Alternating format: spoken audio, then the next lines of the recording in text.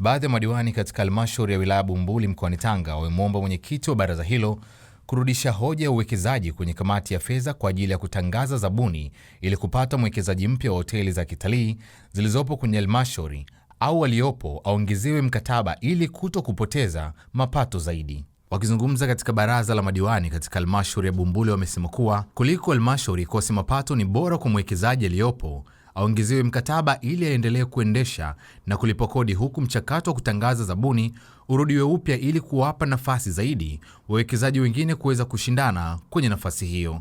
Na ndio maana tukasema kuliko halmashauri ikose mapato sasa, kama anavyosema mkurugenzi, hiyo ndio tunakwenda kwenye suluhisho. Huyu aliyepo sasa ni bora tumuongeze nini? Mkataba, ili tuendelee kufanya nini? Kupata mapato hayo. Maana yangu ni nini?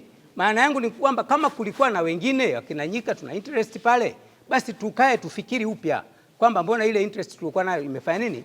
Imefutika. Lakini mimi ushauri wangu na kwa heshima madiwani wenzangu, yule mwekezaji aliyoko pale aongezewe mkataba. Hizi kona Bumbuli zinatuchosha mwenyekiti, na nikuombe mwenyekiti, zingatia sana maoni yetu ili twende salama, kwa sababu vinginevyo hapa watu wataanza mambo mengine. Naomba sana mwenyekiti, yule aliyopo aongezewe nini jamani?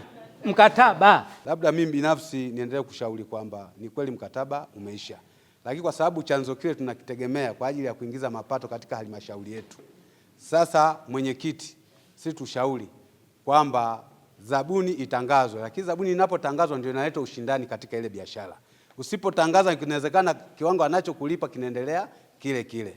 Sasa kama kuna uwezekano kwenye baraza imekuwa ngumu kupata maamuzi, bora kama ulivyoelekeza au ulivyoshauri kwamba mkataba uongezwe, lakini huku baraza likiendelea kukaa na kuchakata kama inatafutiwa mwingine, zabuni zitangazwe, lakini kwa yule ambaye yupo ongezwe kwa muda, ili wakati tunafanya upembuzi kwa ajili ya kupata mwingine wa kutangaza zabuni, lakini baraza likishirikishwa. Busara inatakiwa itumike. Kwa nini madiwani kila mmoja anaomba agenda hii iende ikajadiliwe upya, kwa maana ije? Huenda kuna kitu ambacho sengine kwa maslahi ya halmashauri huenda ndio kinazuiwa kisiongee, na ndio wasiwasi wako kwamba yani kuna jambo kama vile lipo lakini limeshindwa kupatikana ufafanuzi.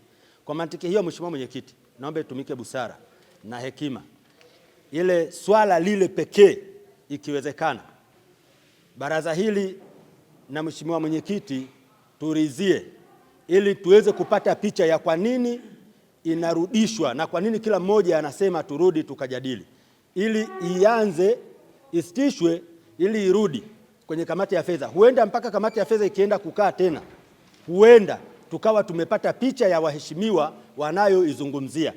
Baraza lijalo wakaletewa wakiwa tayari wana picha halisi ambayo inaweza ikatoka kasi wa kile wanachokihisi kwa maslahi ya halmashauri.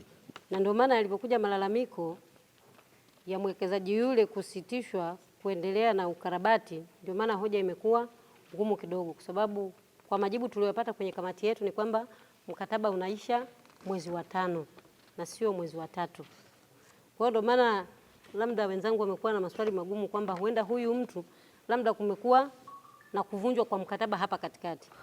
Lakini mimi kwa ushauri wangu, kwa sababu tukisema tusitangaze, sisi ndio tunaopoteza mapato mwisho wa siku. Labda kwa mtazamo wangu mimi ninavyoona, tutangaze, lakini mwekezaji aliyokuwepo, kwa sababu walifanya vizuri huko nyuma, hajawahi kutusumbua kwenye malipo, tumekuwa tukipata mapato yetu kwa wakati, apewe kipaumbele kwenye hiyo tenda. Kajuzi kushinda jana zimesimamishwa. Yaani pale palikuwa na ujenzi unaoendelea pale kukarabati, na sisi pia madiwani tulienda tukakaa kikao pale, tumeona kwamba kweli ule ukarabati pale upo unaendelea. Lakini juzi shinda jana tumepata taarifa kwamba ukarabati ule umesimamishwa pale Maweni. Sasa sijui umesimamishwa kwa sababu zipi, hatuelewi. Mimi nalisema kwa uchungu kwa sababu kwanza ni mzaliwa wa Soni, halafu ni diwani viti maalum tarafa ya Soni. Sasa eneo lile linatupa mapato na sisi wenyewe tunajua kwamba mwekezaji yule analipa vizuri sana. Na kwenye taarifa hatujaikuta kwenye taarifa ya fedha, waraka ndio tumeletewa sasa hivi. Je, lile lilijitokeza pale mkurugenzi ana taarifa nalo kwamba wale wanaojenga wanaokarabati pale wamesimamishwa? wazi itangazwe.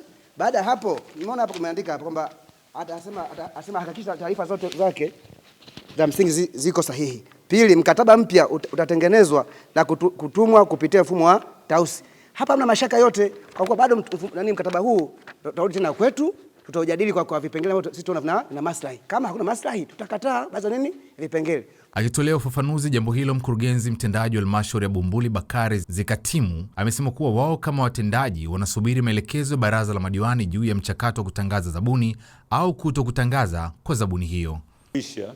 Ili tupate haki ya kudai kodi, lazima tuwe na mtu ambaye tumesainiana naye mkataba mpya. Kwa vyovyote vile lazima kuwe na makubaliano.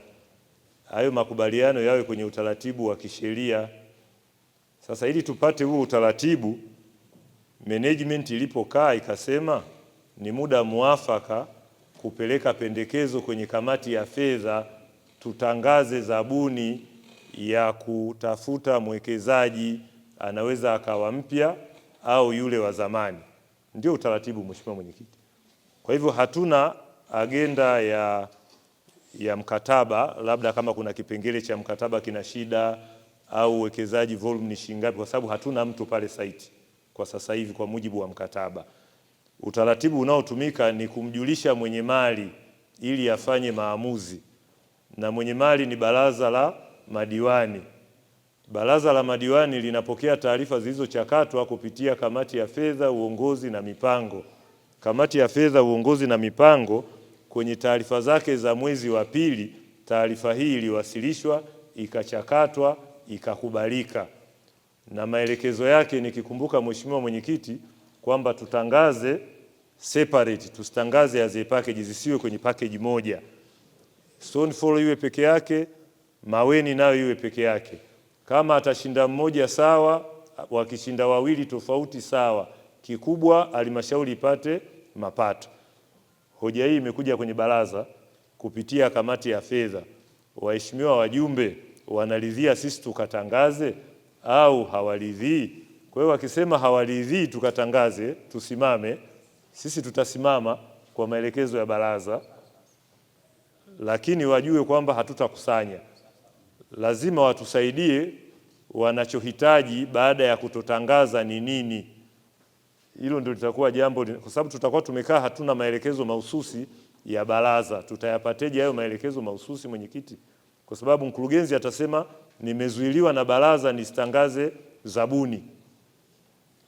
Halmashauri inakosa mapato, alafu niko ofisini nimekaa tu tunasubiri. Hatutakuwa na baraza la kunipa tena maelekezo.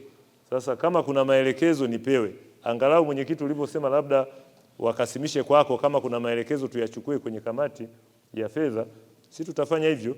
Lakini mpaka sasa hivi kwa niaba ya watendaji wenzangu hatujajua sasa baada ya kutopitishwa kwa jambo hili, kama halitapitishwa tukafanye nini. Hatuna maelekezo mahususi. Kutoka Bumbuli mkoani Tanga, mimi ni Mzalendo TZA.